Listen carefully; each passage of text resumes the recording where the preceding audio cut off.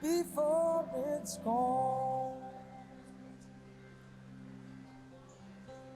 You won't let.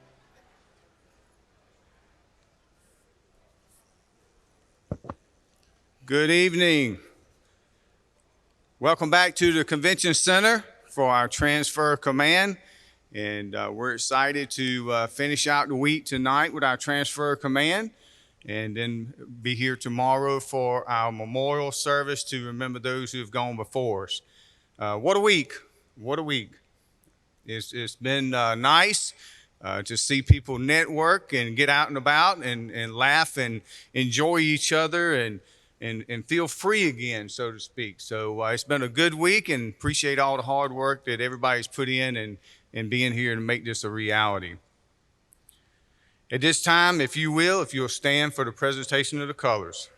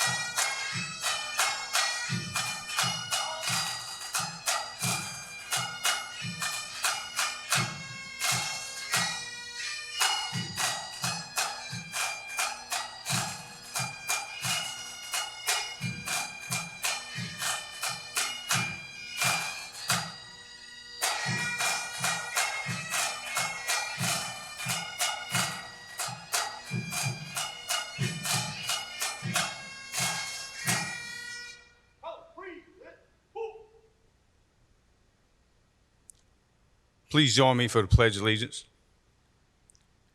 I pledge allegiance to the flag of the United States of America and to the republic for which it stands, one nation, under God, indivisible, with liberty and justice for all.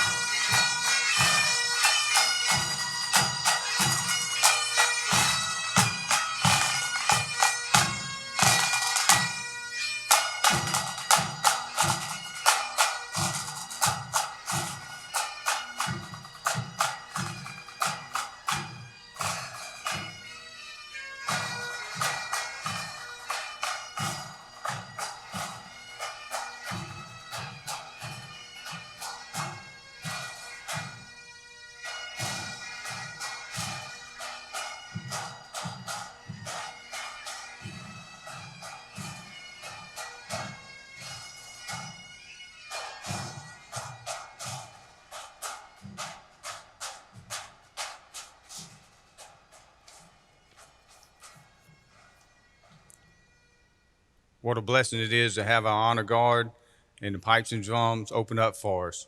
That sends chills down my back every time. It is great to have them. We really appreciate them. At this time, invocation by Gary Rogers. Let's pray together. Well, Heavenly Father, how our heart just fills with emotion when we hear that and see that and witness that. And Thank you for the opportunity to be a part of that. We continue to thank you for allowing us to live in the greatest nation on earth. And so, Father, thank you for that celebration. God, we thank you for this transfer of command ceremony tonight. Father, again, we're grateful that we can be here. What a great week. You have blessed us, God. You've been good to us, and we thank you for everything that has gone into this fire rescue conference. God, it's been a great atmosphere.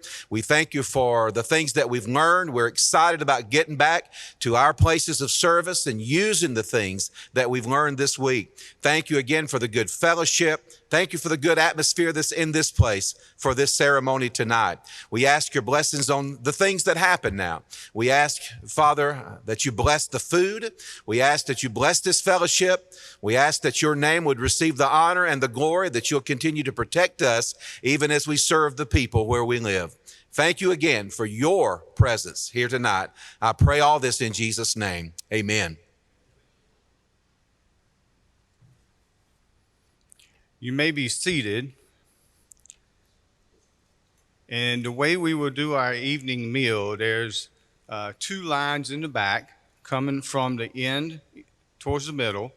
And so if we'll start with the table here at the front and work our way around, splitting the room, going that way. So if we'll start with this table and this table to the right, well, ain't nobody sitting. Well, there it is. You get to go first. We'll just start, split the room, take 2 lines and go in from the end. So the front rows, work our way to the back.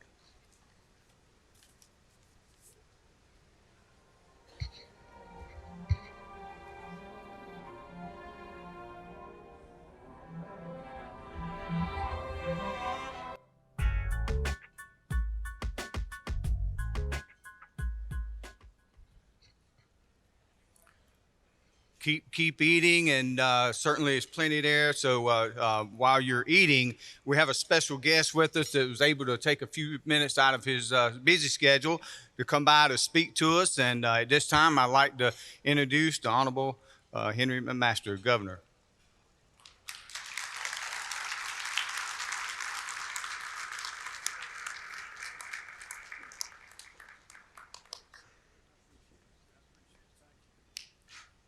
I can't see a thing. Can y'all see me all right? Meeting adjourned. Y'all, thank you. I wanted to come by and say thank you for what you do for the people of our state. The people of our state are different from most people. They say, I guess every state's got its own flavor of some kind. And they're the greatest people in the world, of course, are in our country. But I need to let you know that the business leaders I talk to, people looking to invest hundreds of millions of dollars, billions of dollars, want to come to South Carolina because of the people. And as I look at, I'm glad to see everybody is maskless.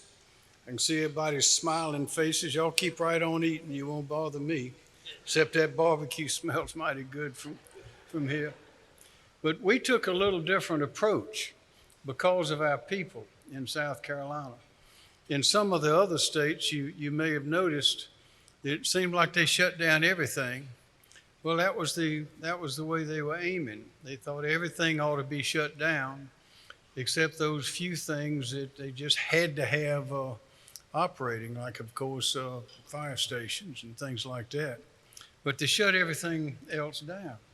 We took a completely different approach because we knew our people, we knew we could trust our people, knew our people would listen to the facts when given to them. And what we did was we presumed that everything ought to stay open, particularly things outside, but everything ought to stay open unless it was the type of activity or business where there'd be a lot of close facial contact, a lot of exchange like that, or concerts, things like that, where the spread would likely take place. And as a result, we had a list of about 30 different types of activities. And that's what we closed, and we closed them as late as we had to, and then opened them back up. We never had a statewide mask ordinance. We're not going to have a vaccine passport. We're not going to do any of those kind of things. But as a result, our state has prospered. As a result, while some other states are looking and asking for federal funds, which of course are our money, your tax money. While they're looking for funds to bail out, we're looking to take off. We've got more money in our unemployment trust fund right now than we did before the virus began, and we were really cooking when the virus began back in March of last year. But the future is just as bright as it can be. And in looking at you all, and I'm seeing these faces, I'm reminded of a cute little story. Maybe some of you heard it about the fellow that moved into town and found him a church to go to. He's looking for a church. And at that particular church, when somebody new comes in, they ask him to be an usher for a while so to get to know everybody. So he was ushering Sunday after Sunday after Sunday in the big church. Finally, one day, as the people were leaving, the elderly lady was coming down the front steps of the big church. He said, "Ma'am," he says, "I'm worn out. I just got to say, that's just about the lousiest sermon I think I've ever heard." She said, "Well, son, do you know who I am?" He says, "No, ma'am, I don't." She says, "Well, I'm the preacher's mama." He says, "Well, ma'am, do you know who I am?" She says, "No, I don't." He said, "Thank you, Jesus." But one reason we can depend on the people of South Carolina is because we know each other. We've worked together over the years. We've faced hurricanes, floods, you name it, fires. We've fought in every war that there's been since the very beginning. We started out in 1670. We have probably the strongest military tradition in the country. We have, I think, is something like 420,000 veterans in our state, and that's not even counting their families. 8 major military bases, and the Coast Guard is grouping up in Charleston. We have a strong military tradition. We also have a strong Judeo-Christian tradition. And that's one reason why in our state, when tragedies happen, when things come loose, people don't go crazy and hurt each other. And I refer specifically to the Mother Emanuel tragedy just a few years ago. In other states, there may have been riots from left to right all across for months. We had none of that. And recently in the Sutherland tragedy, that man that died, as you know, in Charleston, there could have been riots, but there weren't. And I believe it's because we're different. It's that strong Judeo-Christian tradition, and it is that strong military tradition, and the fact that we've worked together against events during the course of our life. Some of us are born here. Most folks probably got here as quick as they could. I know there are a lot of people in the audience here that have come from other states, but it makes a difference. And I read another cute little story about a man that decided he would go do a survey of a lot of the churches. And he started going to churches up north in the big cities, and he noticed they had a telephone line. He noticed some of them had a telephone line, and there's a call to heaven on this phone. And it had a little price tag, said $10,000. And he thought, well, that's interesting. So he went around to various other towns, and he traveled in some other countries, and he saw the same thing in different languages. Some of these churches would have a little sign there that says, telephone call to heaven, $10,000 or so. And he said, well, that's interesting. Well, he came to South Carolina and went to a little church, and sure enough, there was that phone said, call to heaven, 25 cents. And he asked the preacher, he says, well, in these other places it's $10,000. Here it's only 25 cents. How you explain that? And he says, well, heaven here is a local call. Y'all, we're living in paradise. There's no better place in the whole world to be than where we are right now at this minute, right now. And the response that we had to that virus, which was an important response, has shown the strength and determination and the good common sense of the people of South Carolina. Other places are shut down. We are not. Our future is bright. And when I speak to these business leaders from other places looking to invest hundreds of millions and billions of dollars, One reason it always comes up, they want to know about the safety of their person and property. They want to know what they can count on. And we tell them that you can count on the men and women, the first responders, the firefighters, the police, all of the above in South Carolina, because there's none better in the United States. And they agree, and that's why they're coming, and that's why you're going to be hearing more and more about them coming to South Carolina to invest in our people. They bring their business and a handful of executives usually, but they want our people to do their work, and they want that work to be protected by our people. That's how we got that way, I think, historically. And you may remember General Mark Clark, who was a four-star general in World War II. He was quite a man, and later ended up being president of the Citadel. And he said, and I quote, "There's more patriotism per square inch in South Carolina than any place in the world." Now, I believe that because I've seen it. And I know you've seen it as well, because patriotism is another word for loyalty. It's another word for truthfulness, another word for honesty. It's another word for bravery.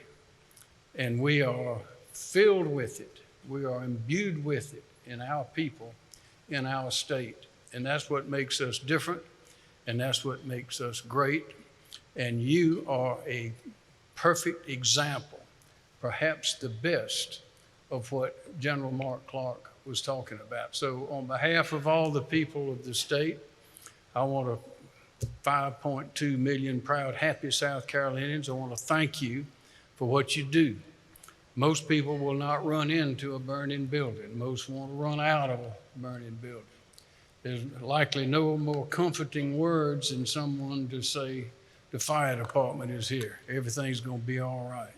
So I want to thank you. And I want to remind you one thing. I always ask any group this, is to always tell the children that there's no better place to live, work, and raise a family than South Carolina. To be proud of South Carolina, because there is not another place like it. And I thank you for what you do, and you know you can count on me. We're going to get it passed to where there's no income tax on that retirement, the career retirement pay. We've gotten the cancer insurance benefits through. There's some other things, but you just let us know what we need to do to keep you strong, safe, and healthy, because you keep the rest of the state strong, safe, and healthy. Thank you.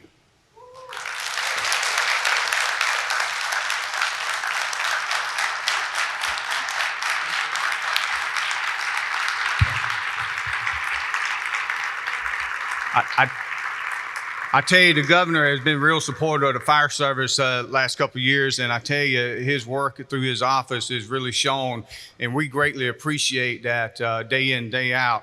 As he says, as we go out and serve our citizens and make this great state even better, we do it as career and volunteers alike to make sure we provide an excellent service. And again, his leadership and his involvement with the fire service, we greatly appreciate it, and we thank you a lot. And with that, I'm going to turn it over to our Executive Director, Charlie King, and we got a presentation we're going to do for you. As everybody in the room is aware, there are a lot of traditions in the fire service that we're proud of. Whether it's our uniforms, our equipment, our apparatus, our communities, there are a lot of things that we're proud of. And certainly one of those has been the axe. Any of you that's in the room, as you've taken your firefighter classes, you've learned to use the fire axe, that it can be used for a lot of things. What that axe tonight is representing is the ability of firemen throughout many centuries to be able to force their way into homes that are burning and effect rescues or save property and to put the fire out. And while you travel around the state, and many plant owners or city administrators or county council members may be able to give you a key to their plant or a key to their city or other places, there ain't but one group in this state that's able to give you the master key. Because that fireman's axe, as we know, allows you to open any door that's in the state of South Carolina. So we're proud to present to you the master key to the state of South Carolina on behalf of our fire service for your leadership and support of our firefighters. I appreciate this. Yes, sir. Thank you. Thank you.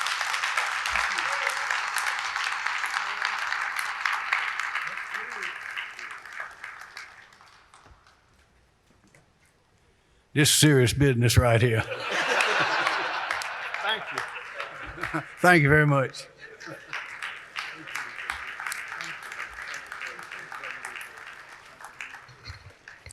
Now, Governor, don't use that on the way out now. The building's under our name for today. We'll be back in just a second. Continue to eat and get your desserts, and then we'll carry on with our program. Thank you.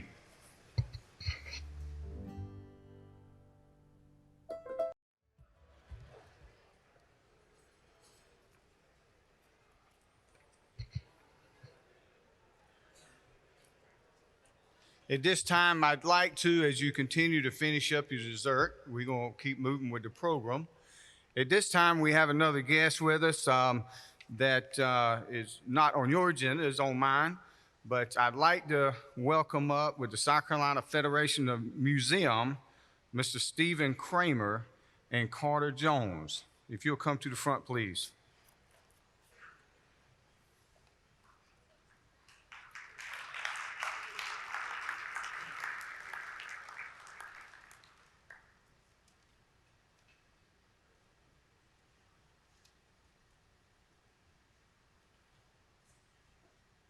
I'm going to turn the mic over to Mr. Stephen Kramer. Thank you, sir. Appreciate it, sir. Oh, he's right. You really can't see anyone up here. So, but yes, I'm sorry. I have taken some time away from everyone here, and I'm not on the, like I said, program, but I'm here to honor some work that the South Carolina Firefighters Association and Carter Jones has done. Just a little bit about myself. My name is, as you heard, Stephen Kramer. I'm with actually the State Museum, but I also serve with the executive board with the South Carolina Federation of Museums. I'm sure you're trying to figure out why the heck am I here talking? Well, recently, last year I was contacted by Carter Jones and the South Carolina Firefighters Association, and they informed me that they were starting up a museum and collection, and they wanted some information on how to do that and how to get in contact with local museums throughout the state to make this a more robust collection. And well, last year we had a conference. It wasn't exactly the same as we usually have our conferences, very similar to what you guys have here, where you have vendors, professionals, and young folks that want to get into the profession. And at that conference, we have presentations from our members who discuss, various challenges or hurdles that they've overcome. And Carter Jones and the South Carolina South Carolina Firefighters Association stepped up and presented. They told us a lot about, Carter regaled a lot of our attendees this year on our virtual conference with some awesome history from South Carolina firefighters. They showed a little bit of their collection, and it was not only a very entertaining and very well spoken and really an amazing narrative that Carter was able to put together, but it was also a really interesting and well received presentation that we had a lot of museums from around the state really appreciative that there's someone out there that can help them with their fighter memorabilia and artifacts, because it's a unique history, and it's something that needs to be preserved. The more I've known Carter, it's amazing how much is out there, and the development and just the evolution of the fire department in South Carolina, and it needs to be preserved. And as part of the South Carolina Federation of Museums, we wanted to, at this point, honor the South Carolina Firefighters Association and Carter Jones for their depth of work, commitment, and research to preserving the history, and also making sure that history is picked up in other areas of the state where it may not have the expertise. And Carter certainly has some amazing expertise and knowledge, and I know he's really appreciated here. I spent a couple hours here yesterday, and I don't think we got 10, 15 feet without someone wanting to shake his hand. So I know he means a lot, and it really is an honor and a privilege to stand here. So I'll try to be brief. I just have here an awardment of achievement that the South Carolina Federation of Museums was like to honor Carter Jones with, and the South Carolina the South Carolina Heritage Center and Museum for what they're doing and what they're going to do. It's just really awesome, and really excited for them to be a part of the Federation and to help our museums. So.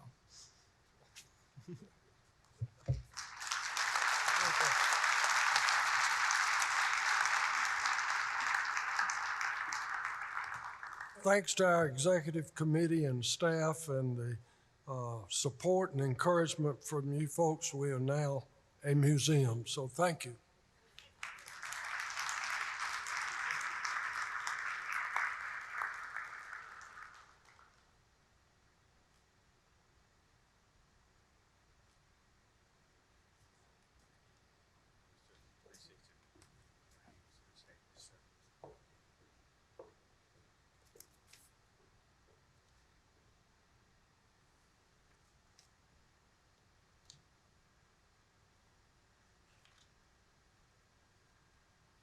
Appreciate Carter's hard work with the museum. It's really looking good and preserving the history, knowing where we've been and knowing where we're going. At this time, we'll start with the 2020 Leadership Institute graduation. And this time, I'll offer for incoming president, Jamie Cajano, to come up and join me on stage, please. And Leadership Institute, as we call your name, you'll come up the stage here and meet me on the other side. All right?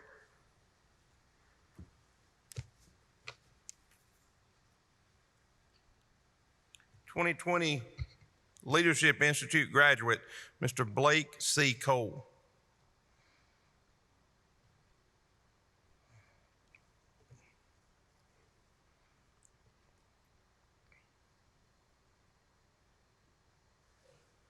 While he's coming up, if y'all would, if just come line up at the bottom, might save us a little bit of time. Thank you.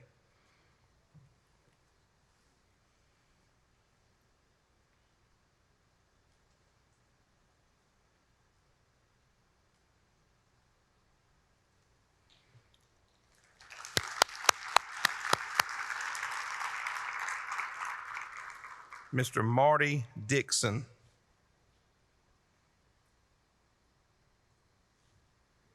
Congratulations.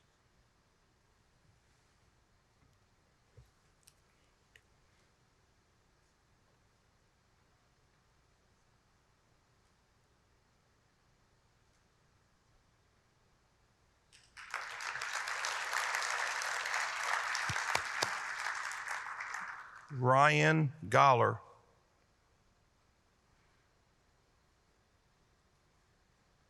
Congratulations, sir.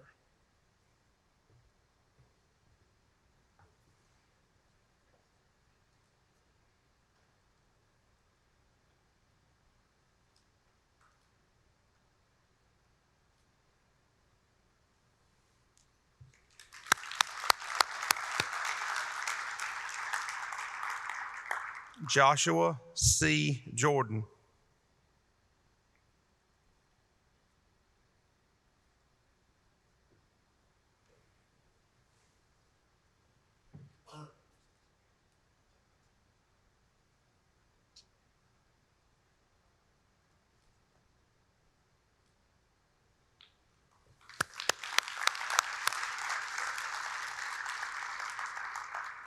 Brad Kaveski.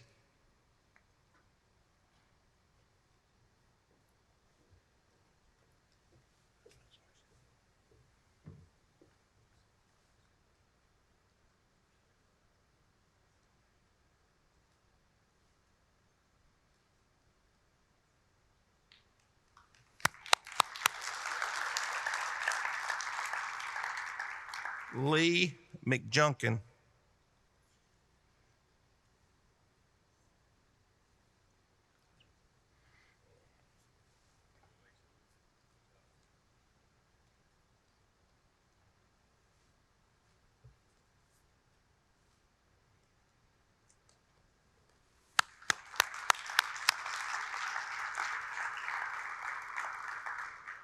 Andrew Morris.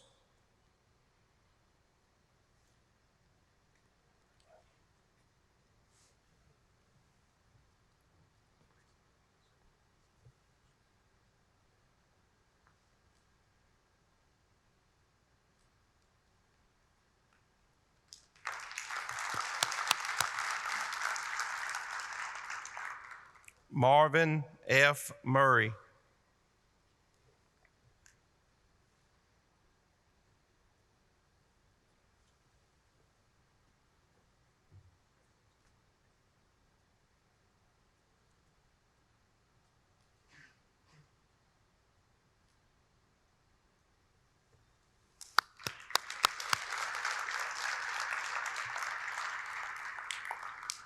Timothy D. Owens.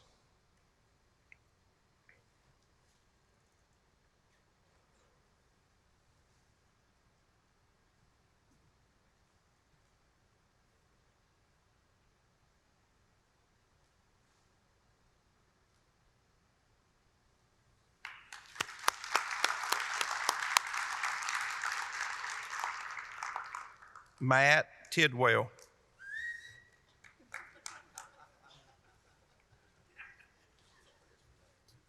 Congratulations.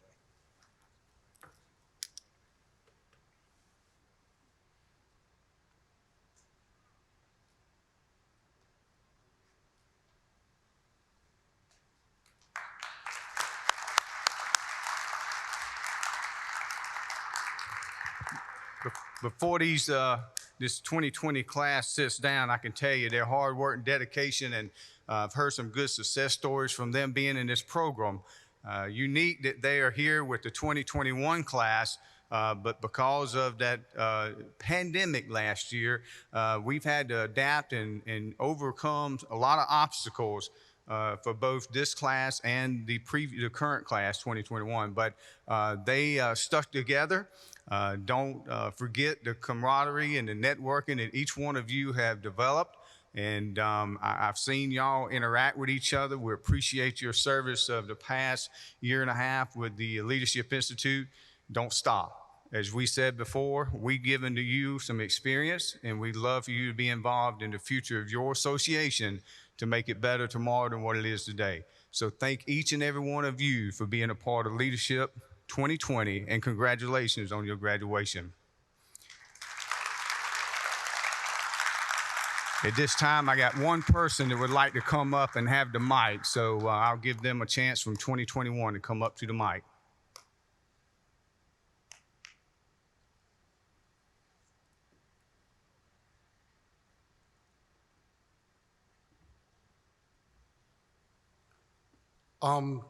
Without these two people, the Leadership Institute would not be possible. We'd like to ask Ms. Ashley Bolton and Carter Jones if they would come to the stage, please. And while they're coming up, I must say I was a little concerned when the gentleman from the museum come up. I was thinking, oh my God, they're gonna put Carter in the museum and we're not gonna have him anymore, but I'm glad that's all it was. But.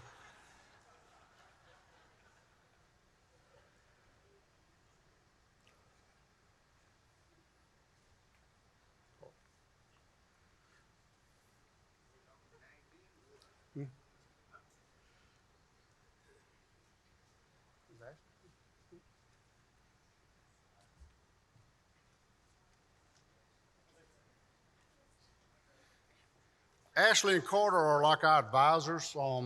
Ashley runs the whole program pretty much, and she had to endure a lot with this group. We were a good group, good cross-knit group, but she did have to put up with us for almost a year and a half now. So we do want to give both of them a little token of our appreciation for putting up with us, and we never had to make a move without her there with us, telling us what to do, giving us a packing list, telling us make sure you bring your underwear and your clean socks with you when you come. So she really looked after us, and we want to thank them for that.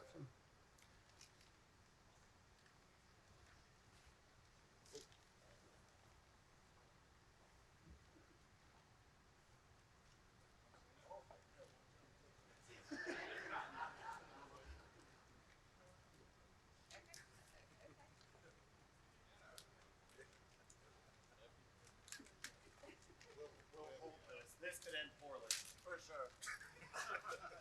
Don't worry, I got you.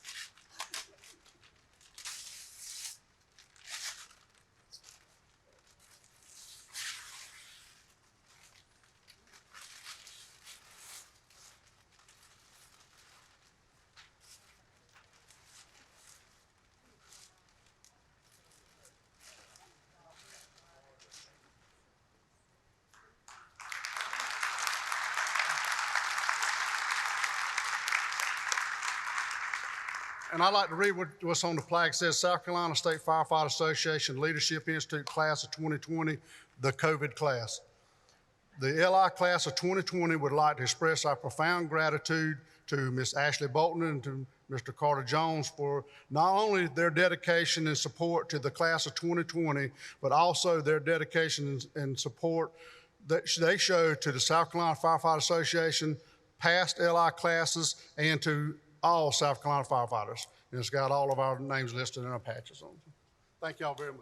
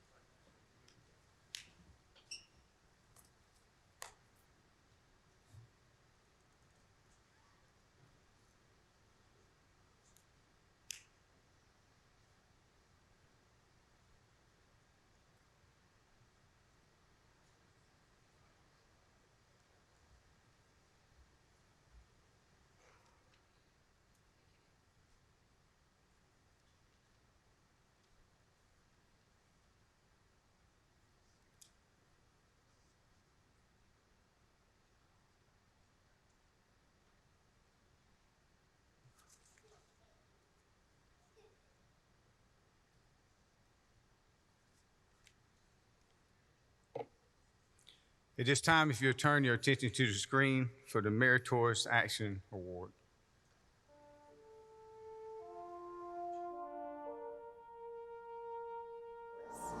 Well, I'm sure that any fire chief will probably say the same thing I'm about to say, but I truly believe that I have the best crews anywhere in the state, anywhere in the country. They're very dedicated to what they do. They're very mission driven, and they do want to give back to the community and make the community that we live and work a much better place, a much safer place. So we have a long-standing working relationship with the Pelham-Batesville Fire Department, and along with that relationship, we have a co-staff station. Pelham-Batesville actually owns the fire station, but we actually provide some of the staffing, and they work basically as a single unit engine company out of that station together. It's been very helpful, very useful, and it just shows a whole nother level of working together. We do that through multiple different ways, including automatic aid, mutual aid, but we do automatic aid a lot. Tones dropped for a MVA, motorcycle versus vehicle, and you could see the incident from our station. I mean, all we had to do was take a right out of our station. You can see it because it was right there at the traffic light. And just from the moment we turned out of the station, you could see just a crowd of cars, people standing around, a motorcycle on its side, and you just knew that, we were getting ready to go to work. And, we arrive on scene. I see a vehicle with heavy damage to its side and a motorcycle on its side. And I didn't see the patient at first because he was blocked by the motorcycle, but I could just by the damage by the car, I could tell this was not going to be good. When we approached the scene, there was a man, probably age 50 or so, was unconscious, and pretty large pool of blood, like he had lost a lot of blood. Looked like he impacted the car on its side. Short round of CPR, plus getting airway ready to get some oxygen in him, and he started breathing on his own. Engine 56 that was there with Doug and Andrew, they had already done outstanding jobs with the patient. So I kind of stood back and assisted them, and Al, he jumped in with a start an IV, and we all just went to work and did our jobs. But fortunately, we did launch the helicopter, and that was crucial because once they got on scene, they gave the patient a blood transfusion right there in the middle of South Highway 14. And by the time the transfusion was done, the patient was actually talking at that time. So a lot of pieces came together for a successful outcome. A couple of our members have gone and met him and got to talk to him. He's still recovering. It was a very terrible injury he sustained. There's been many a call that we've gone and we knew the person wasn't going to make it. We knew that it just didn't work out. And with all of us coming together, working as a team, like I said, everything just slowed down. And it was I was extremely proud when I left the scene. I was like, this guy's really got a good chance of making it, and it's, of course, by the grace of God, but it's also through the parameters that we took to hopefully make a difference. It is a very humbling experience because, I don't know about anybody else, but I joined this job not for the awards or the recognition or anything. I joined this job because I fell in love with the job. I'm kind of humble about it. I didn't really want to receive an award. It's a huge team effort, just small part of a big team. So The 2020 Meritorious Award goes to the City of Greer Fire Department and the Pelham-Batesville Fire Department.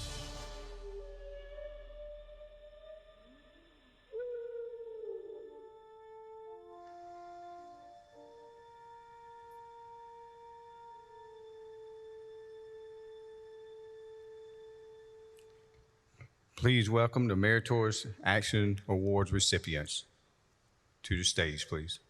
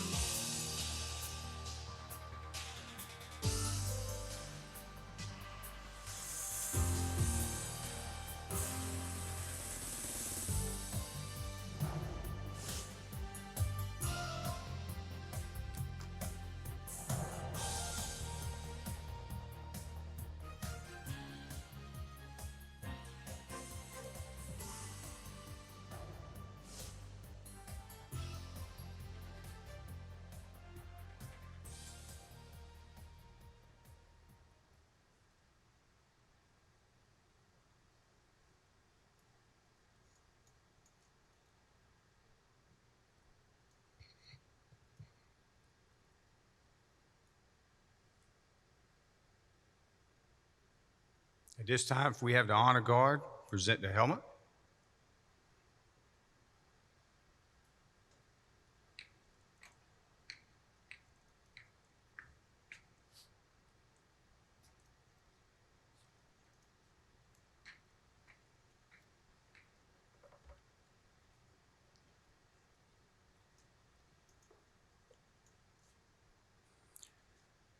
As we move into the transfer of command, I'd like to offer the outgoing past president, Trey Atkinson, to come to the stage, please.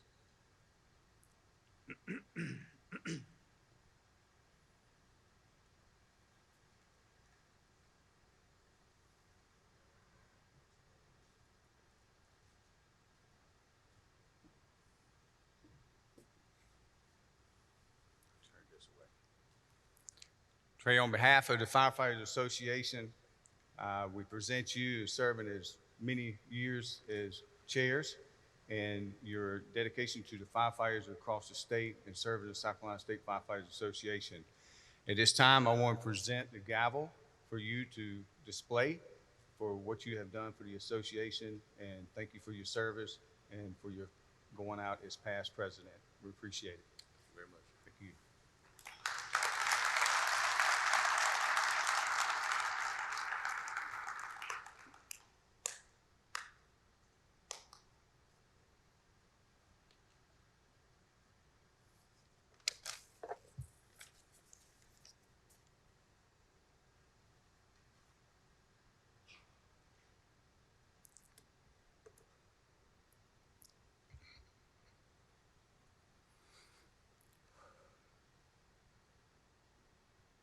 I think closing is harder than opening.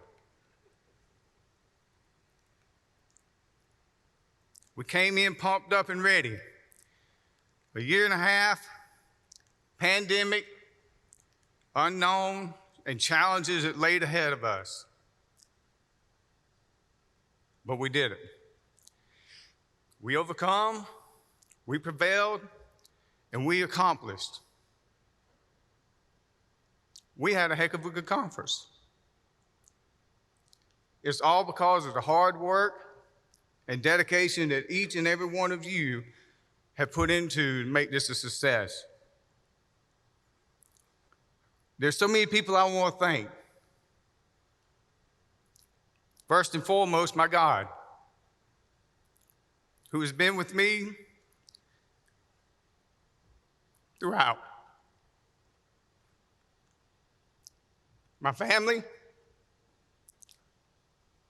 who continues to support each and every day.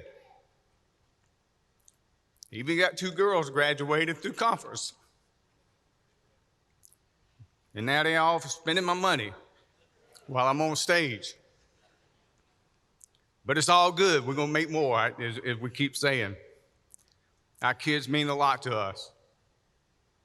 To my staff back at home, couldn't have done it without you. Especially our administrative assistant, Miss Lucille, who kept the office running while I was gone. To the members of the association,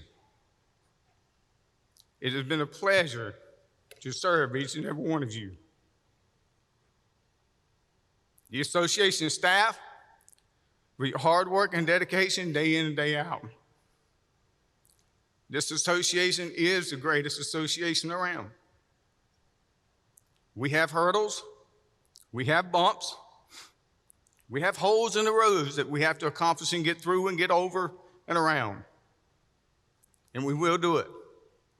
We will prevail, come out on the other side, and have great success for the members that we serve. January the 2nd, 2020, I was sworn in.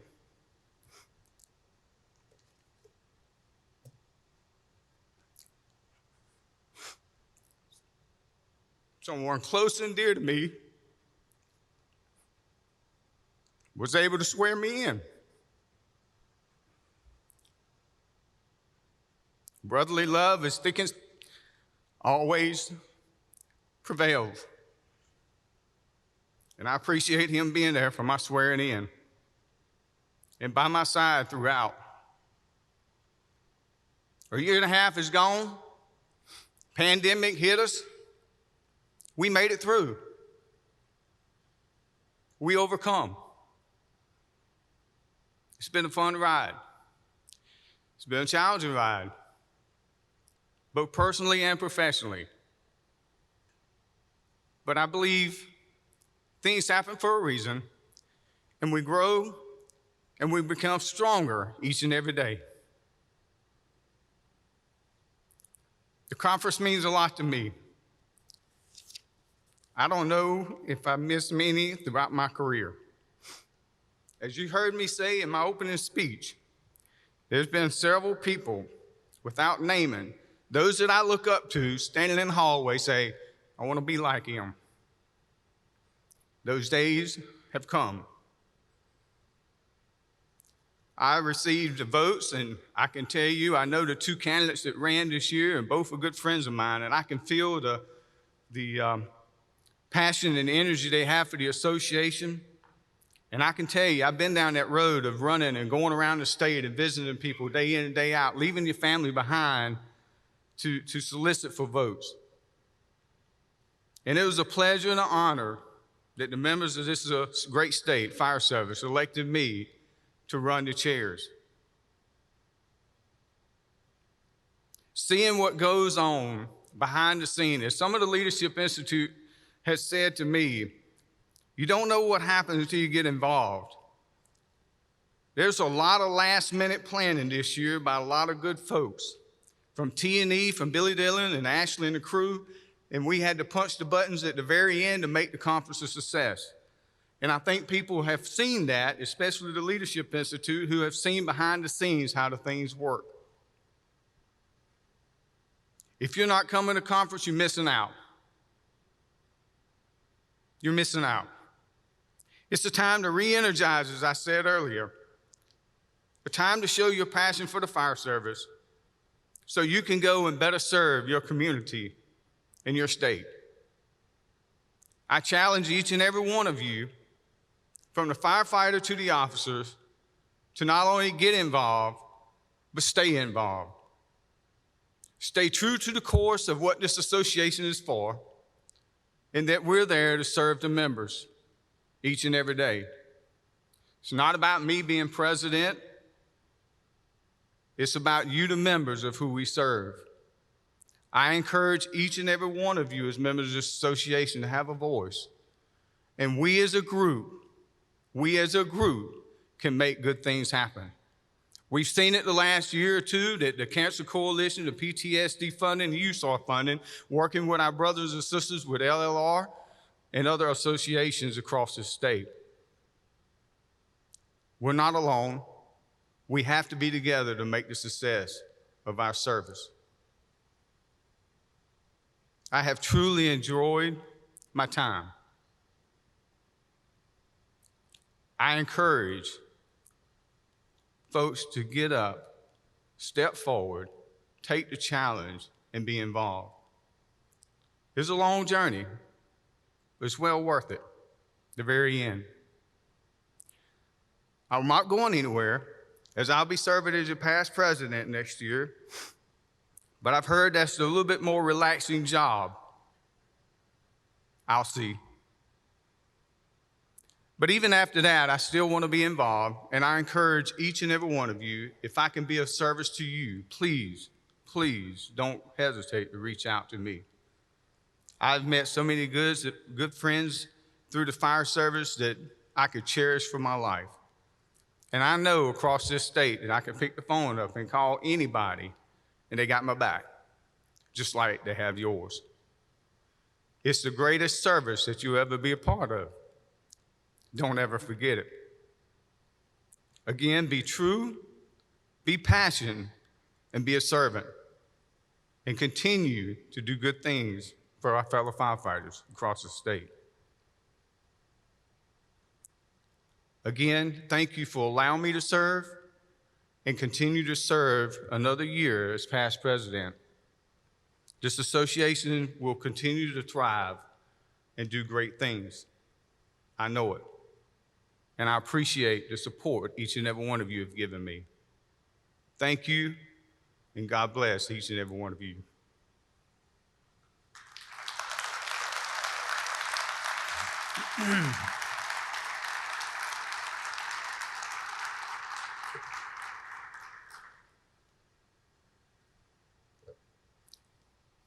If I can at this time, I'll call the Executive Director, Charlie King, up.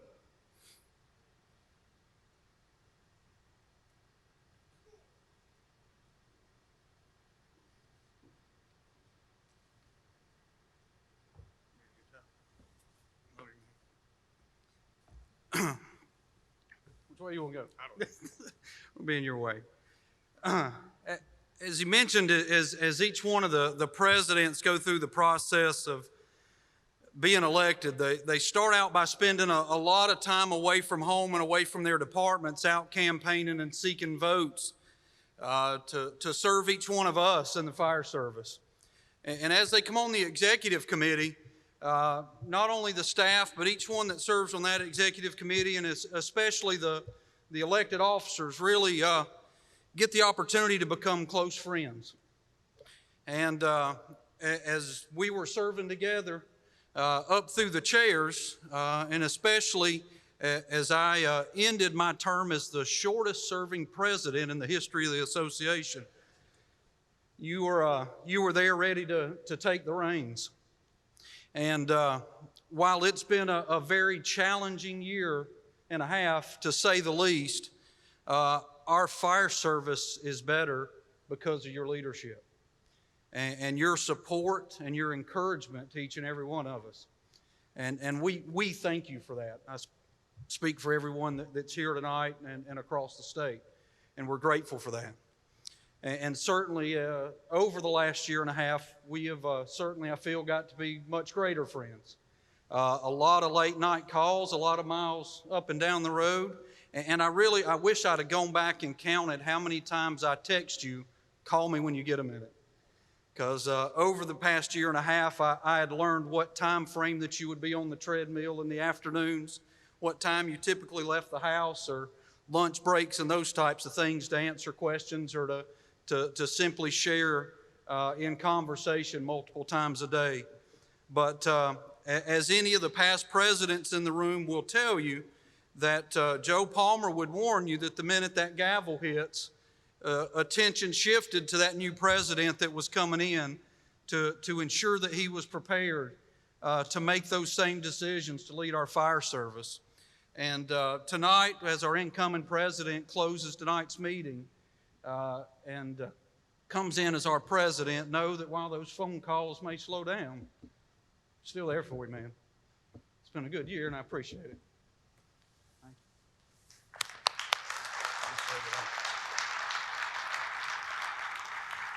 But again, we certainly know that you here and not going anywhere far at all, and continue to support us and enjoy your past president's role.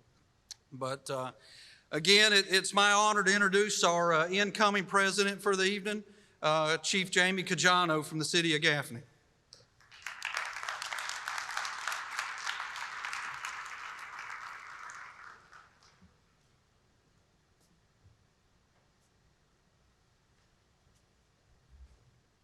We got more notes up here what we're supposed to do, and I don't know if any of them are right, but we're going to get there.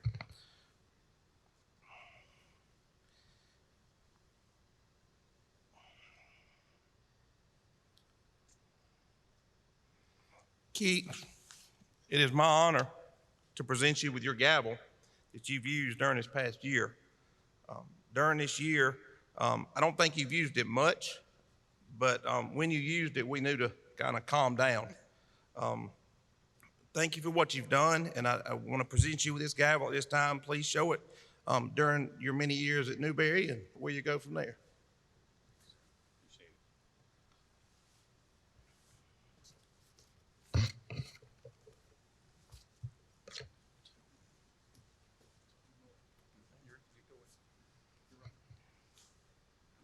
Hang on, Keith. We got one more thing that I'm not sure that you knew was happening, something we've added. Something tonight that me and Charlie got to talking about of what happens with the helmet when you go out. And so we talked and we tried to figure out, and I was on a phone call one day about conference with a vendor. And I said, hey, man, what would it cost for the association to buy a helmet to give to the outgoing president? He said, nothing. We talked to another vendor, and he said, hey, I can make the shield for you. So it's my honor tonight to present you with your president's helmet for you to keep. It's got your name on it. It's got your years on it. And we'd like to offer that to you tonight to take with you to put on the shelf there in your office or use it at home, or we've seen that little upstairs above the garage. And it might just go up there also. So I'd like for you to take this and use it proudly.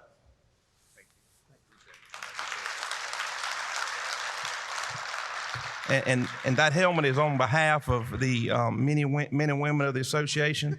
but it's also on behalf of Safe Industries and Taylor Tin Shields. And so we'd like to thank both of them for assisting us with that. That's neat. Thank you, sir. Appreciate it.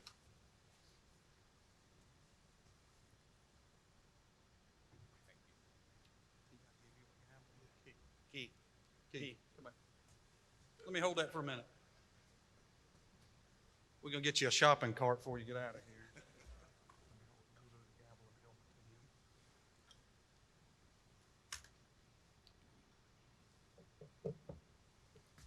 You'll do the helmet. Transfer your helmet over. Okay.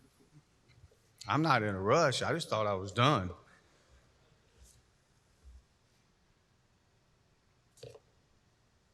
Hey, give my helmet up. I like this one. I was just ready to go. Jamie, at this time, I'd like to present you with the helmet. In offering you this helmet, which symbolizes the command structure of a great association and our honorable profession, I hereby transfer command. I offer my best wishes to you. I accept the transfer, congratulate you on your success and productive tenure as our president and leader. Thank you. Thank you. Appreciate it.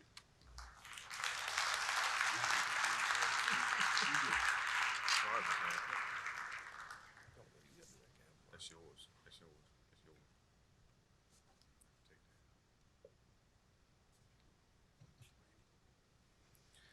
It's my privilege tonight to introduce Mr. Randy Avant, who, as was talked about earlier by Keith, Randy traveled this state and was elected yesterday to be our next fourth vice president. Randy, if you would come forward and please give some words, please.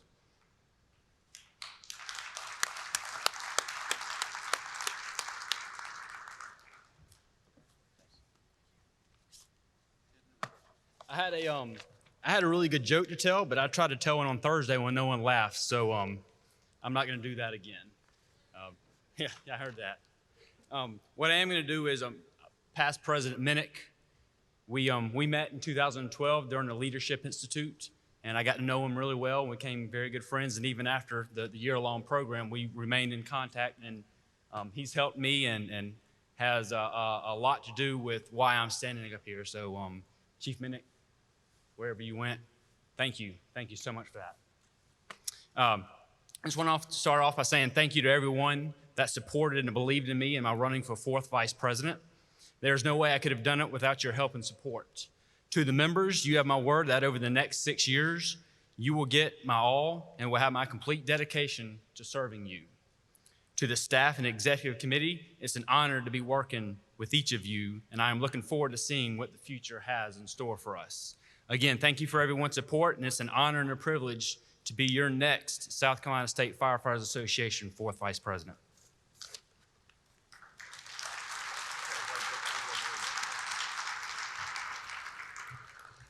This time, we will have the current elected officials, first through fourth, and Keith, our past president, will actually take their oath and do their pinning. If you gentlemen would come forward.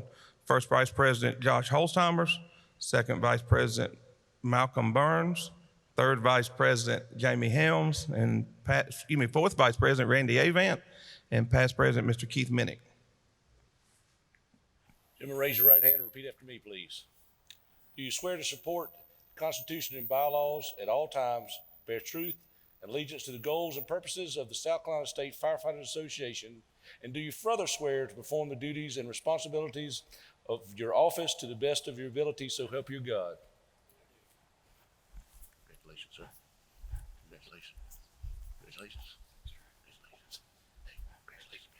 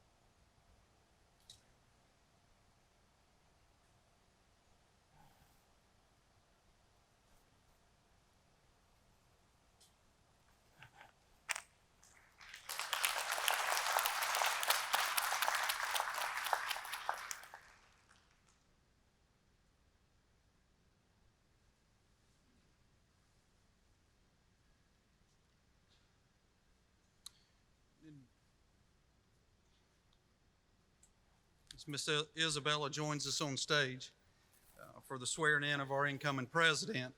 There's been several comments made tonight about the support and encouragement of family back at home.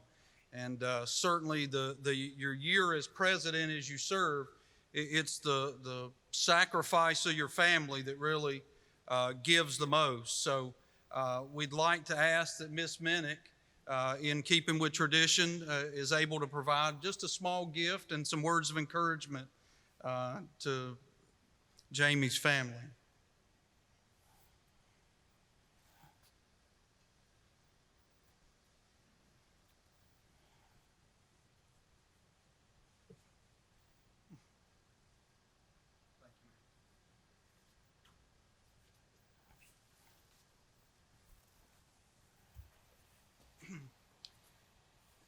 And as we do the swearing in this evening, one of the differences is the president will be sworn in using the Bible of our association.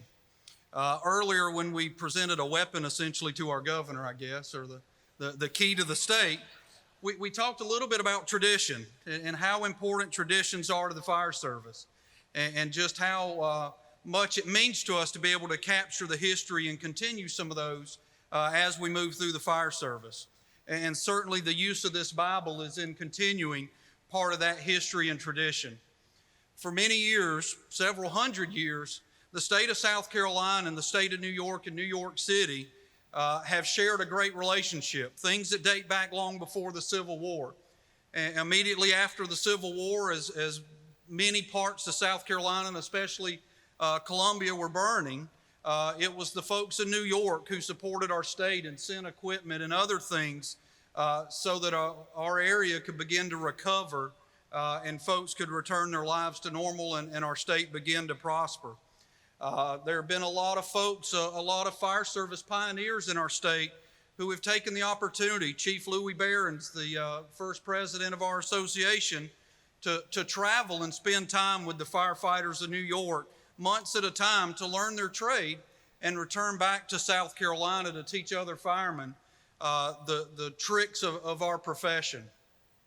Soon after 9/11 happened and the destruction that we saw to our country from those terrorist attacks, the Fire Service of South Carolina jumped in again. The association played a large role in raising over $1 million that was some of the first financial support that was provided to the 343 firefighters that were lost in the World Trade Center. They were able to travel up, able to meet with those families and share stories. And one of those families, again, another long-term relationship, was Deputy Chief Fanning, a good friend of the Jones family, who began traveling to South Carolina in the early 1970s and taking classes, taught at the Fire Academy, taught here at conference for many years. But after, again, South Carolina went and supported the families up there, Chief Fanning and his wife and their family felt drawn in their hearts to do something that would long serve the Firefighters Association. And what they were able to provide to us is the Bible that each of our presidents are sworn in with. And as Chief Caggiano goes out of office, each of the past presidents have been able to sign this Bible for a good number of years now. President Minnick was able to do so earlier this evening. Chief Atkinson, myself, and many others in the room both swore in on this same Bible and again had the opportunity to sign it. So we're grateful tonight to be able to continue that tradition and ask that Miss Isabella hold the Bible for that swearing in. Please raise your right hand and repeat after me, sir. I state your name, hereby swear.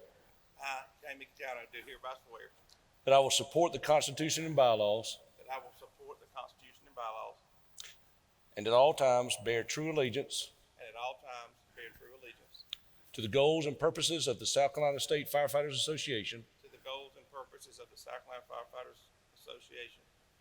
I further swear to perform the duties and responsibilities. I further swear Duties and responsibilities. the duties and responsibilities Of my office to the best of my ability. of the office to the best of my ability. So help me God. So help me God. Congratulations.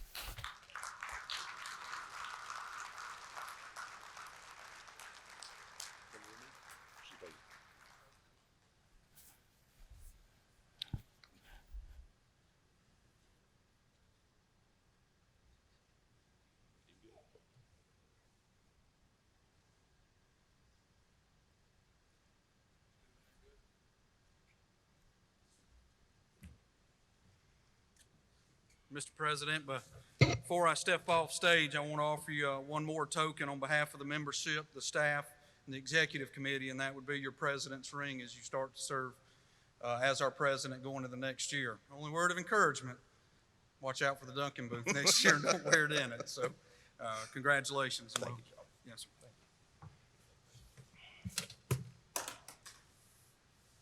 Charlie didn't tell that story. I think this morning he got up about 5:30, and we've been raising money for the Burn Kids Foundation, and Charlie was in it yesterday and couldn't find his president's ring. He searched his whole hotel room, went and searched his car. He thought it was gone. He came into the back parking lot here at this location where the Duncan booth were and for some reason, he just decided to look in the bottom of the Duncan booth, and there was his president's ring. So I'm not sure. I think maybe Miss Ashley, when she got in it this morning, might have got it out for him, but he found that, and thank goodness he did. I wrote this speech before I came, and I think I kept adding to it this week, so y'all sit back. No, it's not long. They laughed at me earlier. Wow, how humbling is it to stand up here and be sworn in as the president of this association?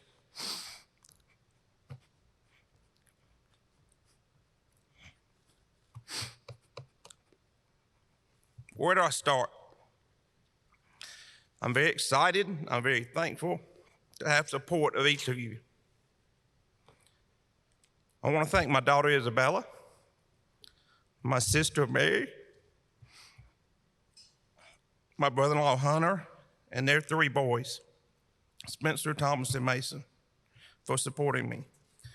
I remember back, I believe it was in 2012, Carter Jones, and he keeps coming back up if y'all understand that, came to my office when I don't think I'd been at Gaffney maybe 6 months. Carter walked in and said, "Jamie, you need to put in for Leadership Institute." And I said, "Carter, what in the world is Leadership Institute?" I've known Carter for many years. He's been a friend. But that started a journey. And I put in an application, and I was accepted to Leadership Institute, and thank goodness I was, because it was probably one of the craziest, best years of my life. I learned of what this association is about, and I got the bug, and we laugh about that. You kind of get it, and you don't know what you're going to do with it. I met some amazing people during that year, some great friends that I'll never lose. Keith, first, I have to tell you thank you on behalf of 17,500 members and the executive committee. You brought this association through the strangest year, I think, that anybody could ask for. I joke all the time that every president has something crazy, but Keith, I think you topped us on this one. I think we all learned what Zoom was, and I don't know that I knew what it was before the beginning of the year, but I think now it's a household name, and we use it about every day. It definitely was not a normal year. You kept us moving forward during this crazy year. I think back to Leadership Institute class of 2013, and 2 of my fellow classmates I've got to mention. Trey, thanks for swearing me in.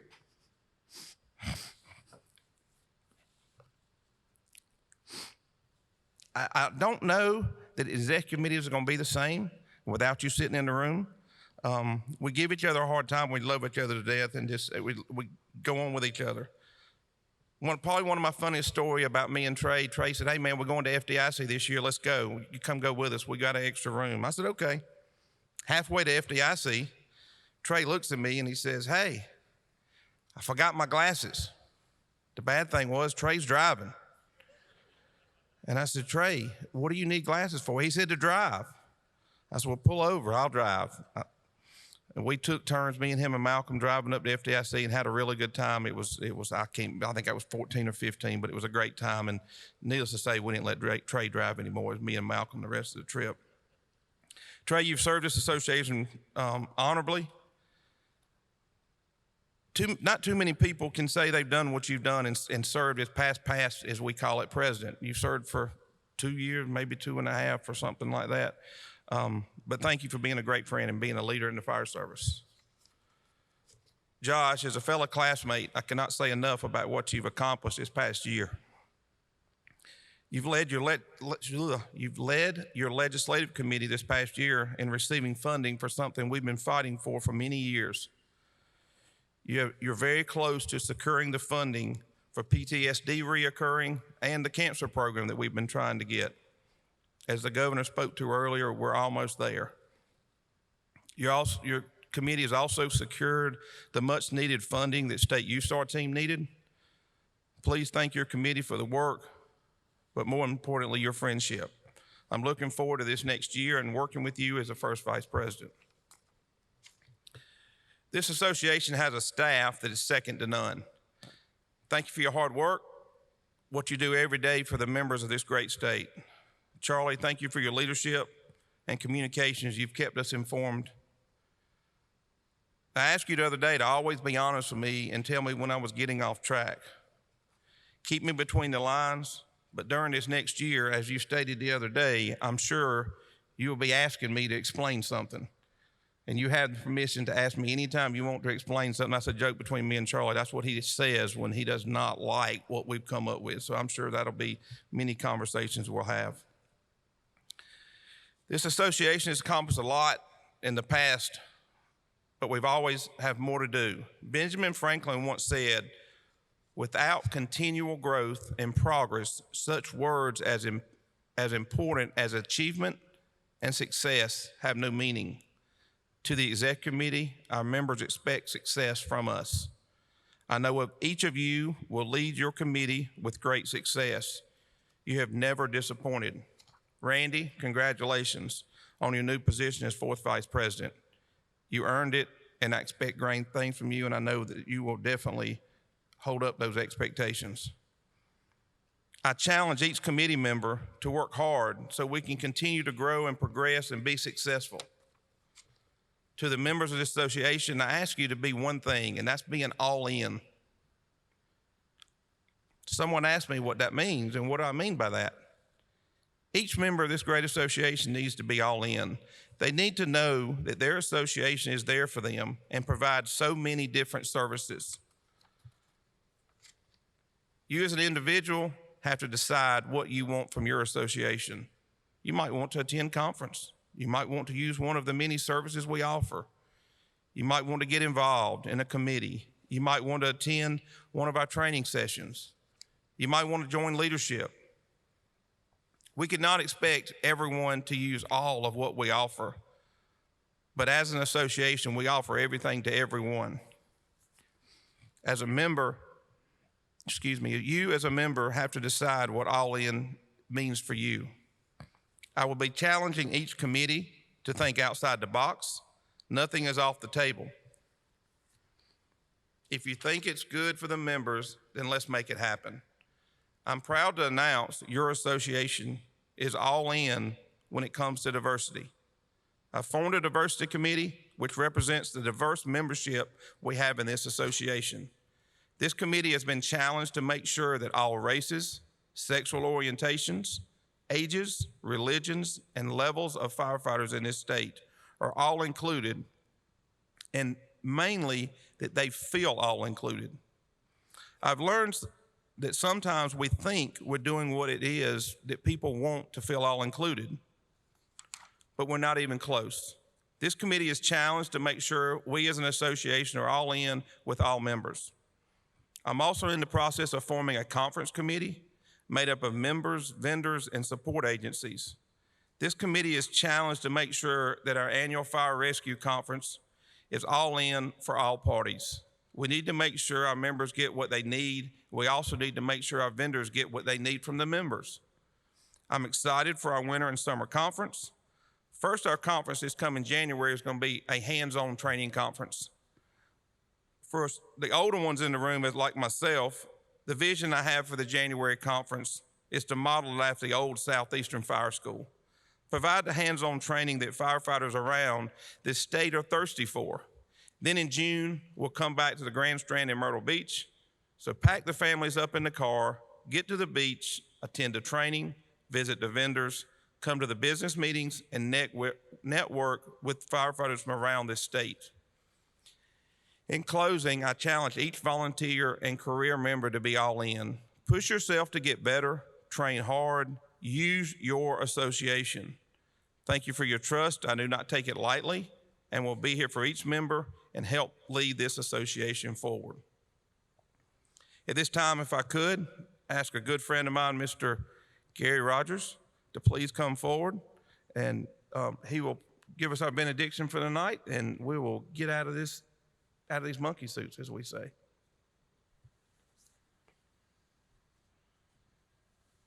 Steve, you told me earlier I can borrow him. I plan on borrowing him all year. Thank you, Chief. Join me in prayer, if you will. Father, it's been a good evening. Thank you so much for what we have been able to experience tonight. Father, we thank you for these award recipients, and Father, how we've all been challenged and how we've all been blessed by seeing that. Father, thank you for every member. Thank you for every guest that's been here. Father, we pray for Chief Cajano now as he steps up as our president. We pray for all those tonight who are going to that next level of leadership across our state. Father, may we give them our support, and may we give them our prayers day in and day out. So again, thank you for blessing us so much this evening. Keep us safe as we depart, and I ask this in Jesus' name. Amen. At this time, it's my honor and my privilege to ask for a motion to adjourn the 2021 conference. Hear a motion and a second. Meeting adjourned.